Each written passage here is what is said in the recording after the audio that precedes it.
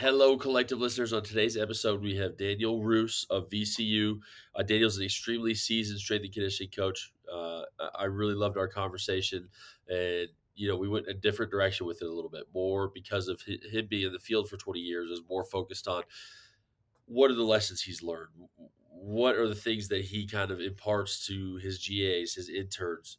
Things that I think our listeners really kind of hope to hear and learn from the most. So I really enjoyed our conversation. I think you all will as well. And as always, thank you for listening.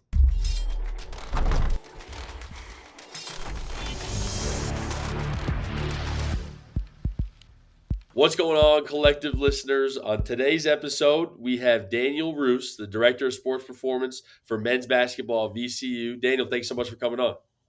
I appreciate it. I appreciate it, Connor. I'm really looking forward to this episode because we were even talking about it just before we started. I worked with Darby Rich at Texas Tech, obviously, and he's got a select few coaches that he's always calling, and you were on that list, and he always spoke extremely highly of you and your program. So I was just really excited to get you on and get to talk to you a little bit about your process. For sure, for sure. Anybody that's connected with Darby Rich, I'm always excited to connect with. So excited about it. Oh yeah. Well, can we just get a quick little background on your kind of history and strength and conditioning, and what's brought you to your current position? Sure. Let's see. This is my 11th year at VCU. I did 4 years at the University of Texas in between that, in the middle of that time. And so for the last 15 years, yeah, that's 15, I've been strictly men's basketball. Before that, I did every sport at a bunch of different places. Campbell, Marshall, UNC Pembroke. And so this is year 21 of preparing college athletes for their competitive seasons. Oh man, that's incredible. I mean, the perfect segue into what we wanted to talk about today because we talked a little bit before the episode started, and I think it was the goal of this was not to really talk about the journey. It was more to talk about the changes that you've seen, right? Because with your experience, I mean, with over 20 years, like there's obviously a massive amount of changes with how young strength and conditioning is as a field. I mean, you've been around for a majority of its time and of its growth. So I mean, I'd love to just get right into that right away. Like what are kind of the biggest changes you've seen within the field since you started? The biggest change in the field is especially with basketball is year-round practice. Mm. That is by far and away the number one thing that's changed. When I started here at VCU in 2009, at that point it was still no practice in the summertime at all. So I had them unfettered access to them. It was all voluntary work, but they were here all summer, so we got in a ton of work then. And the preseason was also then longer. We went until October 15th with the preseason, and the guys were only allowed 2 hours on the court with coaches per week, Wow. which left me 6 of the 8 hours to do work during that time. And so once those rules started kind of changing, our role changed a little bit, from being the hammer in the summertime and the preseason. And, at that point, all the guys could do, they could go up to the coaches' offices and sit and talk with them and tell them about what they did. And, to be honest, we weren't even supposed to report back what they were doing in the summertime Yep. because that was voluntary work. And the coaches are going to figure out what they're doing, and they're going to stop by and randomly see things, from time to time, as coaches do. But it was strictly unfettered access, and we talk about body changes and lifestyle changes and the things we could impact. It was huge, and so once those started changing a little bit, and I understand why, especially now with the transfer portal and things like that going on with the coaches' access to these players and year-round practice and foreign trips and all kind of stuff like that. It is what it is. It's the way it is. And so the biggest thing that we can do is just control what we can control. I mean, look, schedules are going to change, rules are going to change, and it's our job to remember they're here to play a sport, not be an All-American weightlifter. And so it's just keeping the main thing, and that's them playing basketball at the highest level possible. Yep, and, I love exactly what you just said because, whenever recruits come in here too, I always try to remind them like, "Hey, you didn't come here to play weights." Like, I know that, Now, it gets tough for me because obviously, and I'm sure the same for you, like, we've dedicated our lives to this. Like, this is what we love, and so, like, obviously, the weight room's gonna be number 1 for us, but when you think about it, it's basketball is the number 1 for them every single time, so it just can't be this, the unfettered access is exactly what we're talking about. It'd be fantastic to have it, but at the same time, that skill development piece and that playing pickup and doing all these things that are going to help him become a better basketball player are important too. Well, my lights went off in here. This is odd. I got to move around. They're on automatic. There we go. There we go. Uh, yeah, and with those rule changes, the other thing that's happened is we're allowed to feed the guys more, uh, Mm. and, and things like that. Like, when I first started here, we were allowed to give the guys bagels with no spread on them. You couldn't put peanut butter on them. Nuts, fruits, and bagels were what we were allowed to give guys year round. And Wow. and we could also do a protein shake, but it could not be more than it was either 20 or 30% protein. So it kind of had to be a little, Muscle Milk made a collegiate product at the time, that Yeah. everybody used. And with that, funny story on that when I get into it. So Coach Shaka Smart was the head coach here at the time, and he's like, "Wait a minute, we can give these guys nuts and bagels, but we can't give them peanut butter. We can't put peanut butter on the bagels." I was like, "Hey, that's the rule." He said, "Well, you know what? At Whole Foods, they got this machine that grinds the nuts up itself, and that just makes peanut butter. So what's the difference?" I said, "You're right. There's none." He said, "Let's buy one of those machines then, and then we'll just make peanut butter to put on it." And I said, "It's a great idea." And so I went to compliance, and they didn't want to spend the money for it at Yeah. the Yeah. time, and so they're like, you can put peanut butter on the bagels. It's okay, it's okay." But that's the different life we're living in now. Is it now like meals are unlimited and stuff, and like we have our own chef here, so Yeah. like it's unbelievable the difference in that. So how I can affect these guys, year round has changed from being the weights guy, being the lifting guy, to now let's nutritionally support these guys, especially this time of year. Like, let's move Oh these yeah. guys forward in that aspect of life. I mean, like, and I'm just thinking about it now. Like, I literally got maltodextrin powder on my desk, that we're going to give them pre-practice today.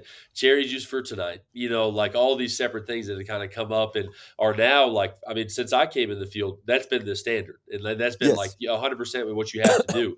But to me, like, especially in basketball with such a focus on body transformations, like, that's like the biggest thing, right? Is that, are these guys actually eating? Are they doing what they need to do? And my fiance is a dietitian as well, so like obviously I'm going to be pushing nutrition as much as possible. sure. I'm curious, like how did that balance kind of work out for you? Where because you have less time with them, it's a little bit harder to make those body transformations, but now we're allowed to feed them more. Like, what was that process look like? Yeah, it's just figuring out, like with the rule changes and things like that, is where you fit in, and what are we ultimately? We're support staff. That's what we do. We are going to support the head coach's vision for a sport. So how can I best do that? Well, if time's taken away from me, now I don't get to train them as much in the summertime. I don't get as much time in the preseason. Things like that. Well, what's the biggest thing we talk about all the time with these guys is recovery. Mhm. We talk about real food, hydration, and sleep, and being the three building blocks that we can. Well, let's not just talk about it. Let's do something about it. Like that. That's the thing is, and that's where I can move this thing forward with that is aside from being just the guy in the weight room that talks about sets and reps. Like, let's do things outside of that. And a big part of that is you're figuring out too is being a one sport strength coach. That's what you have to do. Like, you Yeah. can't just be the weights guy. You Yeah. can't. Like, if you are, I'm sorry, you're wasting time, you're wasting resources and things like that. If I was training 9 teams, sure, and there's people who do that. And I've done it before in my career. And that's a time where you're the weight room guy. That's what you do. You know, but now with one team, yeah, I'm gonna find other ways to move the needle with these guys because that's what we do. It's how we Yeah. move it forward. Well, you've been at VCU for so long as well, right? We talked about it and seeing that program progressed, right? I mean, I wasn't aware of the weight room. One day, Darby just calls me into his office and he was like, "You got to sit down and look at this weight room." And we just looked through the full thing. I mean, a beautiful facility, let alone the practice facility in itself. Like, how did you get these changes done to advocate for these and to get to the point where you do have a private chef and all these resources for your players? Well, number one, I'm very lucky. I don't know. I've always been Yeah. lucky my whole life. I don't know. Work makes luck, whatever. I don't know, but I'm very lucky. I'm lucky. I say that we have a championship administration here, and everything starts with that. If you don't have a championship administration, you can forget it. Maybe you'll run into some wins here and there, and catch fire with a good coach here or there. But like if you don't have a championship administration, Ed McLaughlin, our athletic director, Mac Afort, our associate athletic director, who's my supervisor, are unbelievable people first and foremost, and the resources they give us, and back to the weight room, like when we went to the Final Four in 2011, when you do that, money comes into the program. There's donors, there's things like that, and Coach Smart, being who he was and being a smart guy, no pun intended, was like, wait a minute, let's sit on this and do it right. Instead of just jumping in and saying, let's put up four walls and two baskets and call it a practice Yeah. facility. And so for 3 years, we spent, you know, building on that money. And also, the biggest thing they did is the architects, they let the coaches design the facility. And so we had a big role in that. And it was a learning experience. It was a lot of fun. I leaned on some people who had done that before me in other places, and we were kind of able to take some of the best things and best ideas and some missteps where other people took missteps and skip those and put this place together. And funny thing about it is, we were almost done with it when Coach Smart took the job at Texas, and so I left here and never got to set foot in the building that I designed and helped design and things like that. And but then, in 2019, when the chance to come back here came up, I jumped at it because I love this place. It's a really special place. It's built to win, and it starts with the administrators. Yeah, it's so funny you bring that up too, right? Because I came into Texas Tech at the time that John Riley left for Texas at the exact same time, and he built this Yep. brand new weight room, and he didn't get to use it either. Yep. It's just Yep. so crazy. And then the different philosophies and what all equipment's there. I bet it must have been nice to come back and then exactly everything that you wanted in there is still there. Yeah, especially because in the time I was gone, two of my former assistants were the head strength coach here. So luckily for me, the equipment side, didn't change a lot in how we did Yep. things and things like that. So that was a plus to that. That's a good deal. That works out super well. Well, I kind of want to go back a little bit to these rule changes as well, because I think kind of the hot topic now is it started with baseball about the overuse injuries and playing year round. And now in basketball, it can be seen a lot with AAU. I know some high school kids that are training, and they've just asked me questions about lifting before. And I'm like, well, how much are you playing? And I see how much they play, and it's constant. It never really stops. And I'm sure you've encountered the same process, and especially with the rule changes. What did those first couple years look like? And then how has that progressed? Did you see more overuse injuries? Did you have to kind of change the way you looked at things? Yeah, this is a topic that's very very near and dear to my heart. Because also I have a 16-year-old son that's a pretty good athlete, and an 11-year-old daughter, and I've watched them, just through the natural progression of things, come up in the travel ball era. Yeah. And the recruits that we've gotten in over the past few years, I mean, they've been playing AAU basketball since they were 7, Wow. year-round basketball.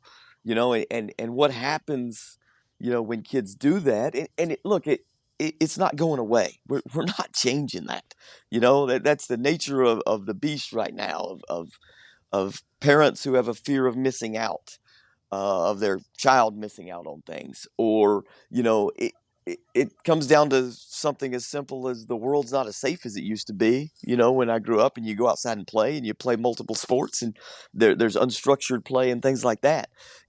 So it, it's not going away, and I've watched it with my own children, and we get kids in here that have played basketball since age 6 and age 7 year round, through various programs, travel, school ball, all of it kind of blends together.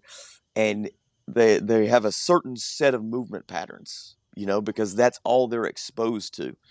Um, and what happens when you play different sports and you do other things that are sometimes unstructured, like go ride a bike or run and things like that, is you get exposed to different movement patterns and different cultures and things like that, and you don't run into the overuse at the earlier age that we're running into it now. We're seeing injuries on the college level, with some of these Achilles tears and things like that that usually don't happen for 4 or 5, 6, 7, 8 years down the line, Yeah. when guys are professionals and things like that. But we're seeing it. We're seeing it. It's a part of life now, and it's a part of what we're all dealing with. And so, I don't know what getting out on the front side of that means. Um, but at the same time, basketball players, when we get them, and this, they might have seen a weight room before. They might have walked past it once or twice. Maybe their high school or AAU coach even took them in there once or twice and did a Yep. circuit or something like that. There's still an untrained population. They still are. And that's part of the joy of this job, is getting those guys like that. The difference is now we're seeing them come in here a little more broken down than they used to be. Yep. I mean, you just hit it right on the head. Like I just get fired up when these guys come in because they hit one set of bicep curls and all of a sudden they're like, okay, I like this weight room a little bit. And I'm like, yeah, I know. Like they take their shirt off and I'm like, see, you don't look too bad, and they're buying into the process and it just makes it more fun. But it's been something for me that I just notice and.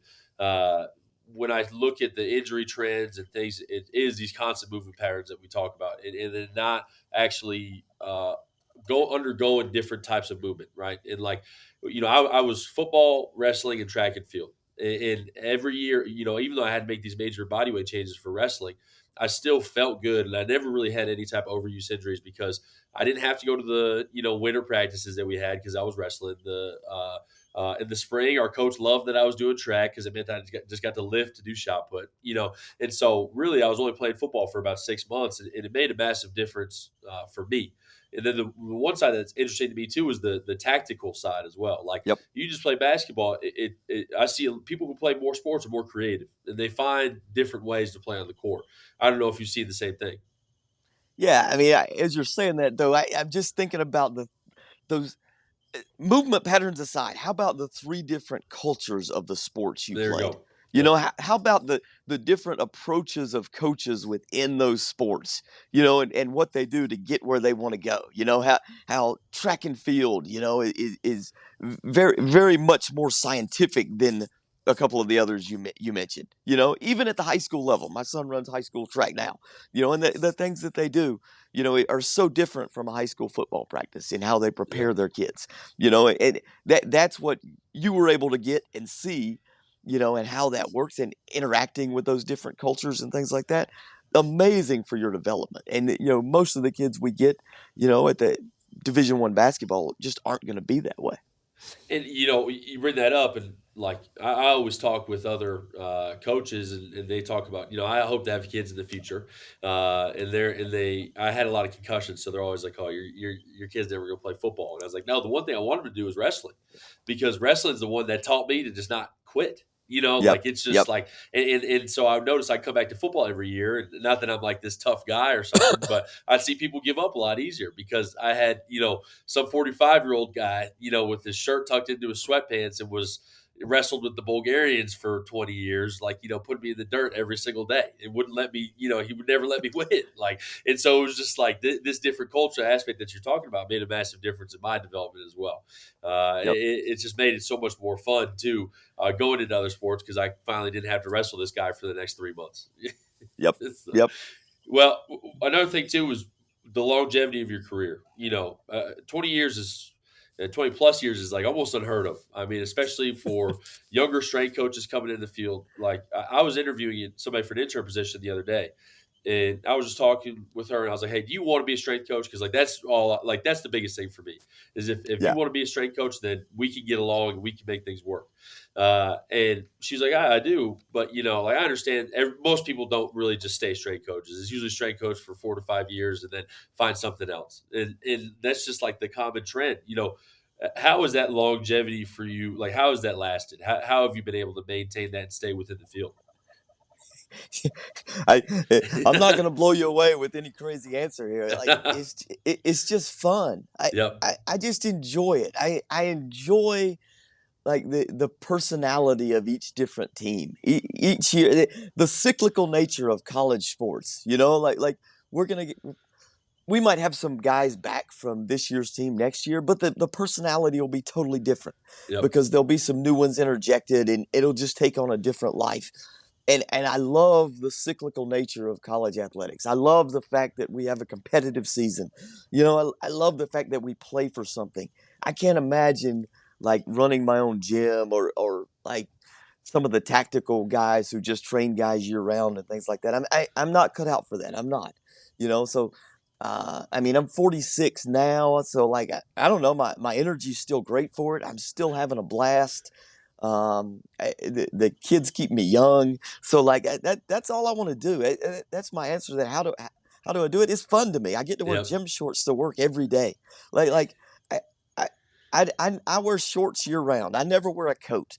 Like not because I'm a strength coach and I'm tough, because like that's fun to me. I just enjoy it. Like the rules change. We don't have the guys as much. Whatever, it doesn't matter. Like, I mean, consistency trumps intensity in this thing right now. And like, I show up and I'm the same guy every day.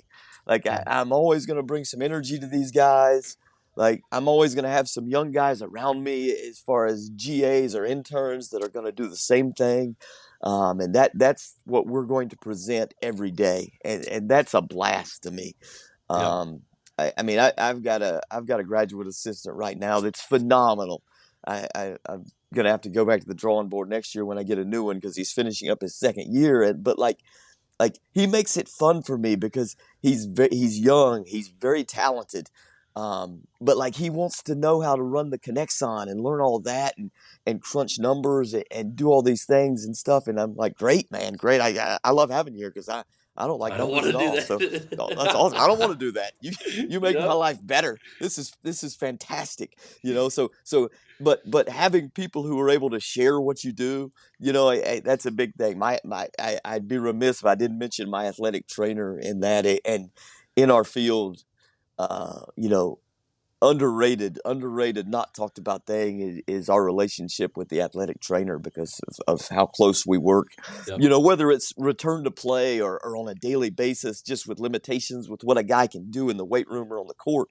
Like you've got to be able to work closely with that guy. And I've got a guy here named Josh Wall, and he is just outstanding, just phenomenal. It makes it fun to go to work. When you have people around you, that share in your vision, and we're all working toward the same thing or rowing the boat in the same direction, whatever cliche you want to use. I mean, I'm excited talking about it. It's exactly like you said. It's just fun, and I Yeah. love it. I had an intern here with me, and he was locked in, like wanted to be a strength coach more than anything. And so, for those, like it's just a little bit easier for me to just have that fun with him, right? And then, like, and he would show up late every once in a while, like 1 minute late. I start messing with him, like, and it's just fun because it's the same process I went through. And my favorite is we would have fourth quarter Fridays, so it's this big deal with the women's team where it's this intense workout for segmented into 4 quarters and then overtime. And the stuff that would happen in it sometimes, you just get to break it down with him afterwards. And I'm like, did you see her do this? Like, and we would just start like dying laughing. It just makes it fun every single day. And it's like, it's 11 o'clock on a Friday, and I'm just getting to laugh in my office and just have fun because ultimately it is a fun job. You're right. Like I love the sweatpants. I wear sweatpants all the time, and, Yeah. and I just get to yell every day. It's just the best process possible. Well, like as a single sport strength coach, like especially in season, there's a lot of downtime. There's Yep. there's a lot of time where we're waiting to do something like films going on, like practice is coming up in an hour and stuff like that. So you spend a lot of downtime, not only with your players but with the staff, Yep. with the guys you work so much closely with. And like if you're not around good people, man, like you forget it for me. Like I'm gonna be miserable. So like that's hugely important to me. And I'm sure the biggest piece you mentioned the players. I'm sure the biggest piece is the relationship with the players as well.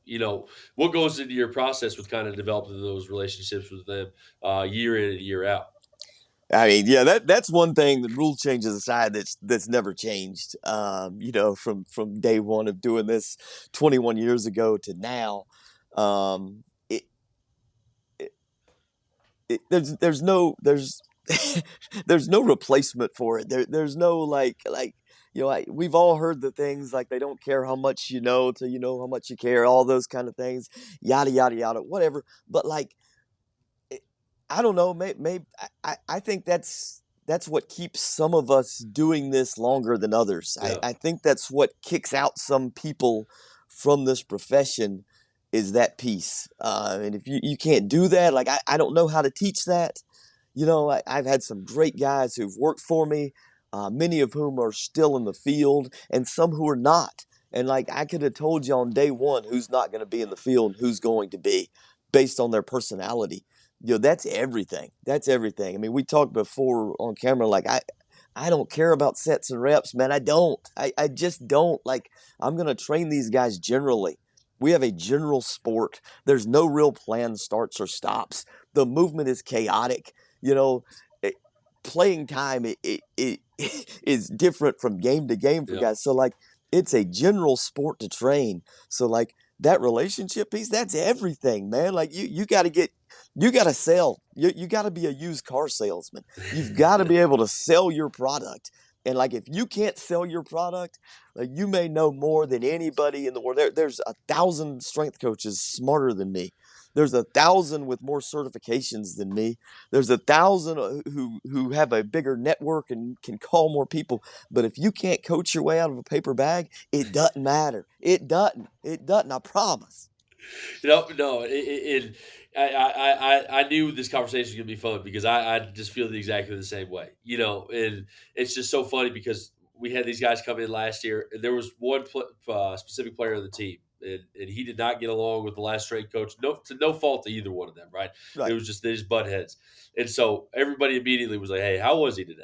About the first lift, they're asking, "How was?" It? I was like, "He was good with me," And then and slowly, I started to see some things that like it's like you can go either way on this. Like you could go crazy and let yourself just get involved in this. Like he's like, I can't front squat. Okay, then we'll figure it out. We'll find something Yeah. else because like I really don't care what kind of squat you're doing. Like I just Exactly. care that you're getting stronger and you're getting better. And it cracks me up because there was a specific incident over the summer. He was a weight loss guy this summer, and I got a bunch of apple juice to make shakes, and it's in the back fridge. And then one day I come in, and one of them is half empty. And I'm like, I already knew, I immediately knew. So I call him, I'm looking at it, I FaceTime him, and I hold up the half empty apple juice, and it's like, and he just goes, man, it just looked too good. Like I don't know what you. So it's like this is a weight loss. You could get so pissed and you could get Yeah, yeah, upset, yeah, or you yeah. could just say like, "This is the funniest shit ever," because Yes. this guy just doesn't like. He's just hilarious. And And you're right. You're exactly that's the way to be today in this day and age with these kids, with the portal. Like it ain't worth getting mad about. no, no, It ain't worth taking a 10-pound plate and throwing it across the weight room. Like no. we're not doing that. We're not doing that. Like Yeah, I I don't use absolutes anymore, with what I do with guys. When I first got here, I was like, I'm never back squatting a basketball player. Like they got these long limbs, these long levers. It just doesn't work. It just doesn't fit for me. And what a way to sell it, to recruits and that come in because they didn't want to do that either. But like now like back squat's a staple of my program. Now, have yep, I yep. dumbed it down or Are we on a prime slant board with a safety bar? Absolutely, we are. So I've basically turned it into a trap bar deadlift, but still, it doesn't matter. Like we're still gonna do it because it works for some of my guys. Some of my guys it doesn't work for, so we're gonna figure out what works for them. We just call Oh it yeah. primary lower body now because I have like 4 different lifts for it. You And know. yeah, yep. And then no, it's exactly the same. I'm like, man, front squat's the only way to be. And then these guys are like, my knees hurt. And I'm like, yeah, yeah, This is that makes sense. uncomfortable. Yeah, My exactly. I think the hands. bar's choking me. It's like good. Yeah. But I don't know what to do with my hands, yeah, coach. exactly. My wrist, it's like, all right, dude, come on. But you just have to find a way around it, right? But then that's where that relationship piece comes in because Yeah, that they understand that like we talked about it does show that care, right? But it's like ultimately it's like, hey, this is not the biggest deal. All I care about is your development. I want to see you get better so we can find ways around it, and I want yeah, you to love the process of coming in every day. yeah, yeah, Yeah. for sure, for Well, sure. another thing we talked about too was the lessons you kind of learned along the way. I'm interested in it selfishly, for me, right? But I think the listeners would love to hear it too. What are kind of the biggest things that stick out when you hear that? Yeah, I got a few, and I spent a lot of time thinking about these last year. I spend a lot of time thinking about these all the time, but one of the biggest ones now is like less is more in many cases. Like volume and intensity are powerful, powerful tools, and making kids understand that principle can be challenging. That less is more because like social media now has glamorized certain workouts and certain things, and these guys can now see what other places are doing, what other kids are doing, and obviously as coaches many of us are only going to post the really cool stuff. They're Yep. not going to post the nuts and bolts, and you know it and now in this age of the hyper use of social media, knowing what's going on, we got the transfer portal, we got NIL. These guys are so connected, that like sometimes their cup gets overfilled. Mm. And I'm not trying to be the one as the strength and conditioning coach to overfill that cup. Yep. There's certain times of the year for overreaching. Obviously, we in the summertime we can still overreach a little bit. Maybe in that preseason, maybe some people do it in the early off season too now, which I've kind of shifted to a little bit just because of the calendar. But like less is more. Like less is like we don't need we don't need a PowerPoint lesson every day on nutrition and recovery. We don't need a super hard workout that we saw on Instagram or something like that. Like sometimes like these kids just need to talk to somebody. Yep. That's all. I mean, it's not rocket science. It really is not. With training basketball players, is there scientific principles to it? Yes, absolutely there are. I hope there is with anything, and I hope that's what most of our programs are based on, and not what we see on Instagram. But at the same time, like it ain't rocket science. It's not. It's really not. Like let's push and pull and squat and hinge and be healthy through our movements and let's go out on the court and be great basketball players. I love it because I started out, myself, like I would give a speech at the end of every single lift. Like it was like, I'm like Abraham Lincoln, like delivering, Yeah. like the address at Gettysburg, and then like slowly, like I remember the first one was like about Bob the Builder. Even it was like Bob builds the people up around him, like and they're like just trying to make it fun, but still, it's like I'm taking an extra 10 minutes that these guys can have, right? Yep. And then Yep. now, like at the end, I'm like, all right, great lift. I'll see you guys, because Yeah. I'll talk to you throughout the day. I'll see you, if there's things that need to be addressed, like if you need to work on hydration, we can have a quick conversation on the side. Like, but it doesn't have to be this. The weight room doesn't have to be the third classroom that they're going to for Yeah. the day. Yeah, And like that speech, there's still room for it from yeah, time to time. There really is. There's a time and place. There's a time and a place for a hard, challenging workout from time to time. Things like that. But like it's not every day. It's not yeah. every day. Like the kids are gonna tune it out. It's just the way it is. And if that's what your program's based on and like that, then you're not gonna get a lot done at the end of the day. No, absolutely not. I just think back to what I used to do and just talk about what is it like the water buffaloes or something. I can't even remember. It's like the musk ox or something like that. Like like they'll circle around the weakest members or something. And now I'm like I don't care. you know. Yep. Yep. So what other lessons? Man, a ton here, a ton. You're never gonna make everyone happy all the time. There you go. It's okay. It's okay. It's impossible to do. Like, be okay with that. Be okay. Like you're not gonna make a shake that every guy likes all the Yep. time. It's okay. You're not gonna get the right post game meal all the time. It's okay. We're gonna live. We're gonna move forward. It's fine. Let it roll off your back. You Yep. know. And like being true to your genuine self. Like, you can't fake this. You can fake it for a day. You might even fake it for a week. But like when I started this, I had this vision of what a strength coach looked like, and like it was this, you know, not a football type guy, Yeah. because Yeah. that's what we knew growing up, all yelling all the time, super intense, things like that. But like, trying to be something you're not is going to wear you out. You better be yourself. You better be yourself, because it's going to come out sooner or later. Like, and like, our kids are the biggest BS detectors on the planet, Oh yeah. man. They can see right through it. So like, if you're not who you are, it's going to come out. They're going to see it, and they're not going to buy it.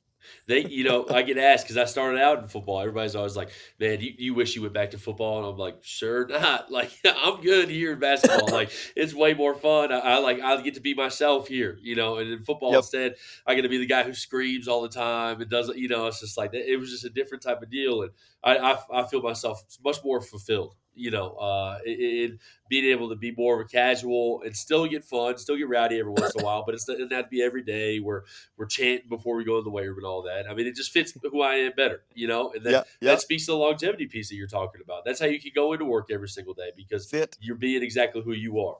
That's it. That's it. And who I am is good enough.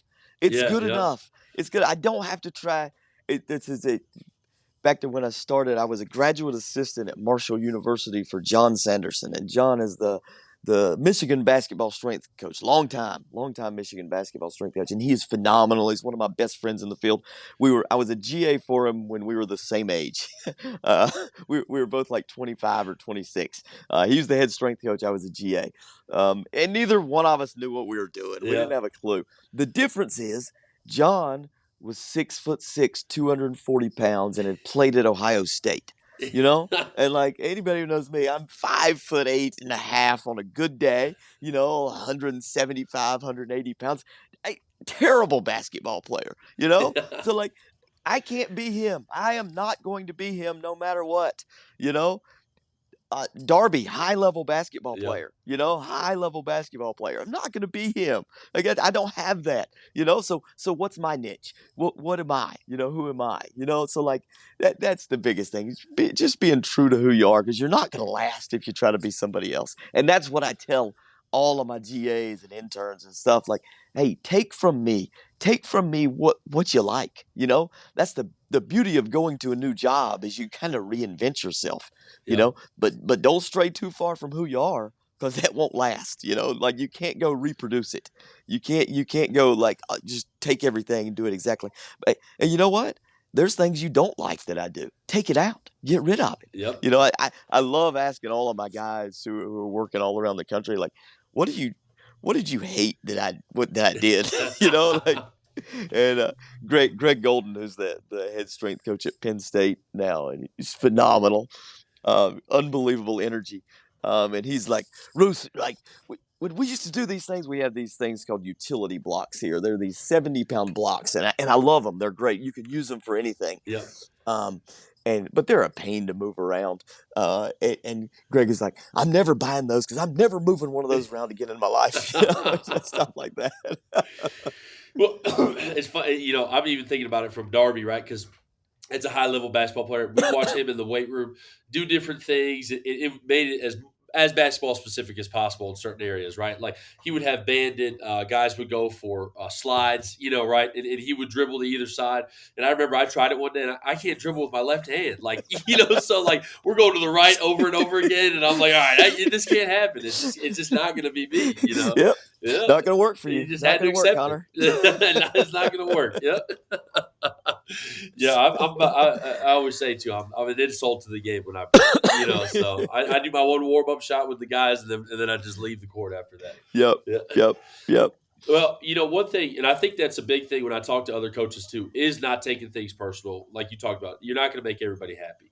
I've gotten better at it over the years. I still struggle with it sometimes. Working with men's and women's basketball, that's the toughest part for me right now. Is Yeah. as soon as I spend time with one, the other's like, you don't care about us. Hmm. And I've gotten better at it, but it still affects me.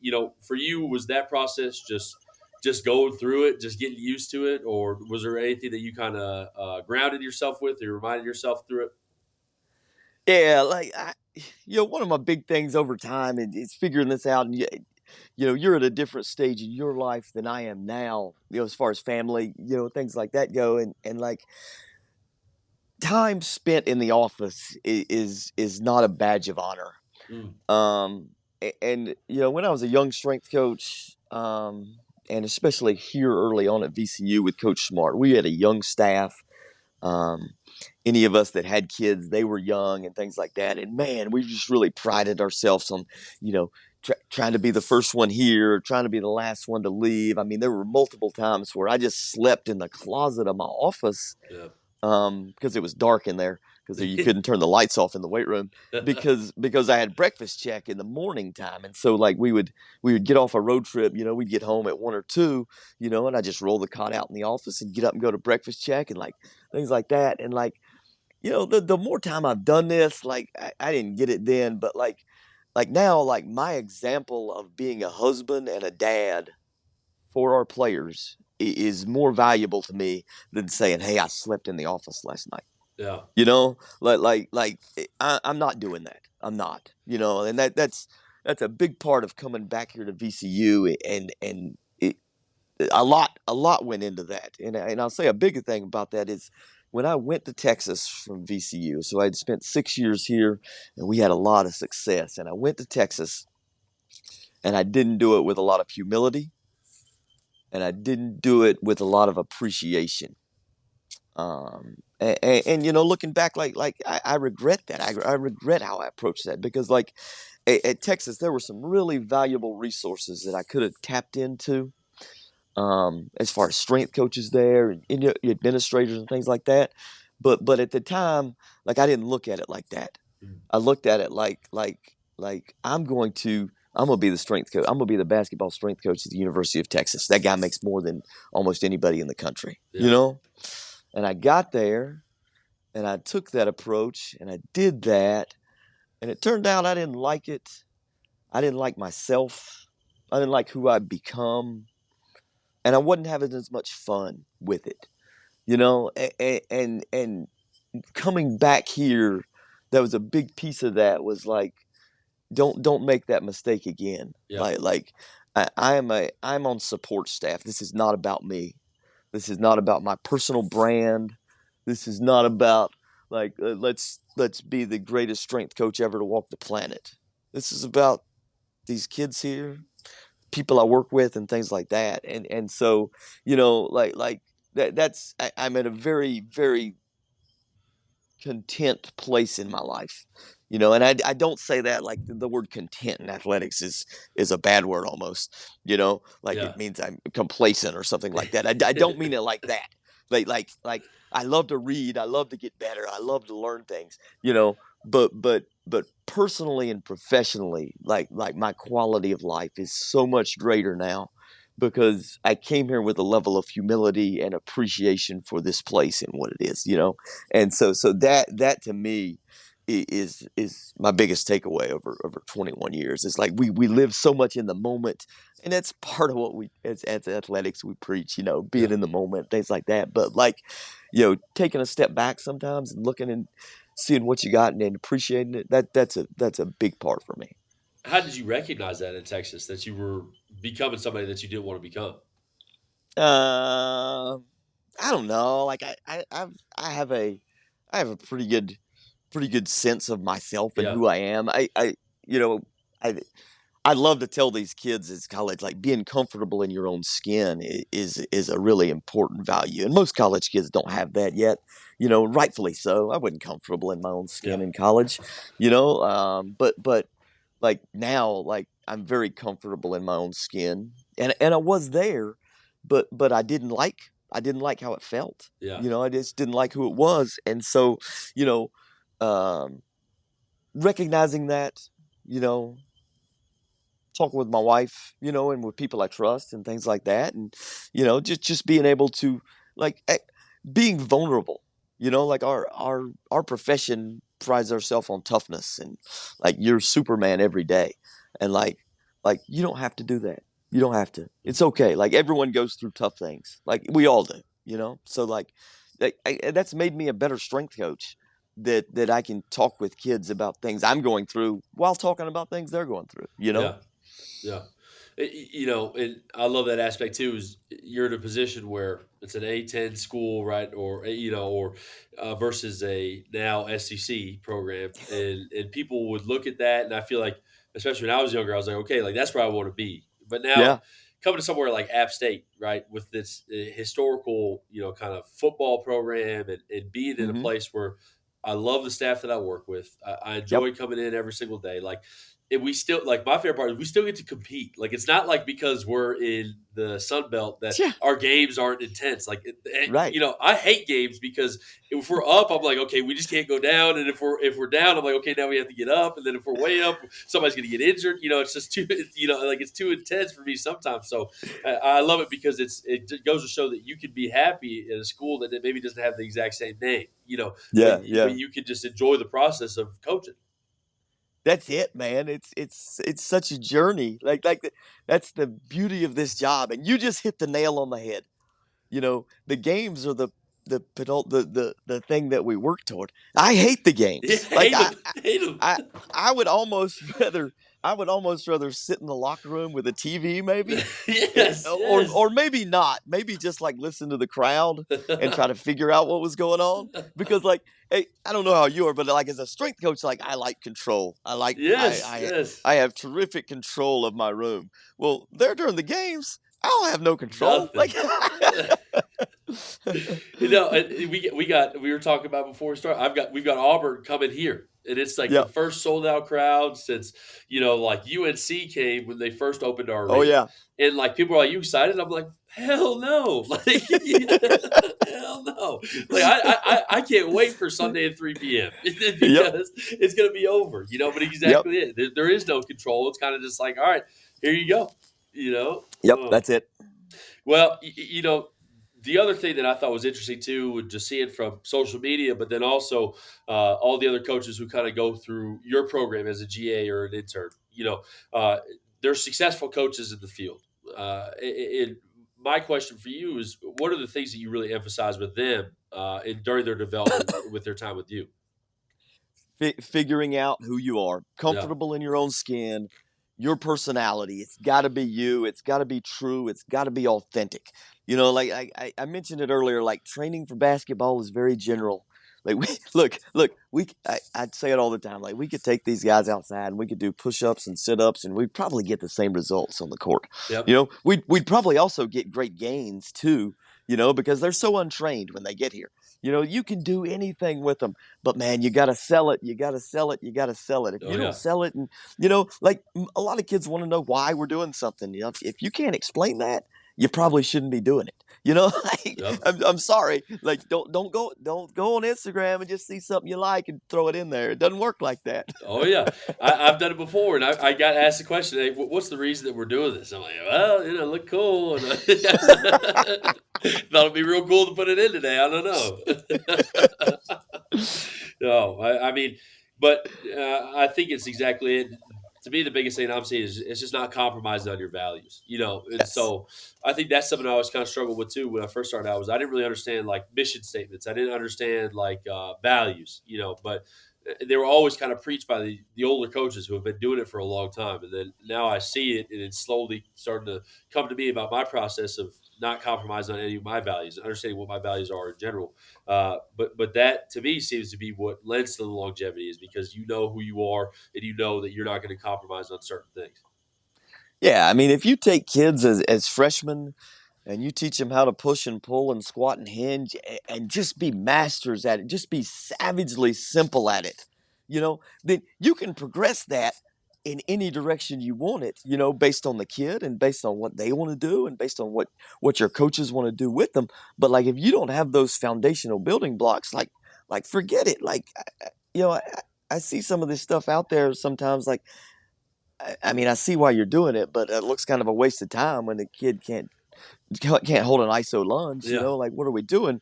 Um, and I think it's especially important now with the transfer portal, where I'm going to be developing some guys that go on and play at a higher level. I might develop some that go on and play at a lower level. You're going to develop some guys that might come and play for us. Yep. You know, so like our network as friends, you know, I spent a lot of time in Orlando this past spring with guys where I'm going to have guys go play for them and we're going to have guys go play for us. And, you know, the sharing of information on that, I think is critical, you know, in what they're doing.